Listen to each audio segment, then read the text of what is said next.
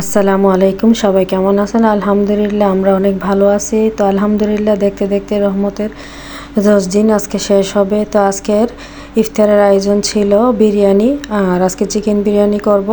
এরই পাশাপাশি ইফতারির আয়োজন তো থাকবেই, কারণ যতই মুখরোচক খাবার তৈরি করি না কেন, ইফতার ছাড়া যেন রোজাটা অসম্পূর্ণ লাগে। বিশেষ করে ইফতারি বলতে বুট বড়া, বেগুনি, আলুর চপ। তো এখানে আমি মাংসটা কষাইয়া তারপরে এখানে পরিমাণ মতো পানি দিয়ে সিদ্ধ হওয়ার জন্য ঢাকনা দিয়ে ঢেকে দিব। এরই পাশাপাশি ইফতারির জন্য এখানে বেসন, বেগুনি, ডাল, পোলাওয়ের চাল, আলুর চপ সব কিছু রেডি করে নিয়েছি। আর এইভাবে রেডি করে কাজে গেলে আসলে কাজের সুবিধা হয়। তো এখানে মাংসটা সিদ্ধ হওয়ার পর পোলাওর চালটা দিয়ে দিছি। আর এই রোজাতে বিরিয়ানি আসলে কম বেশ সবার বাসায় রান্না করা হয়, আর আমাদের বাসায় বিরিয়ানি বলেন, পোলাও বলেন, বরাবর মতন এগুলো খুবই পছন্দের খাবার। এরই পাশাপাশি এখানে ভাজাভাজির জন্য দিয়ে দিছি। আর এই যে আমার বিরিয়ানির ফাইনাল লুক। তো কাঁচামরিচ দিতে মনে ছিল না, তো সর্বশেষে কাঁচামরিচটা দিয়ে আবার ঢাকনা দিয়ে ঢেকে দিছি।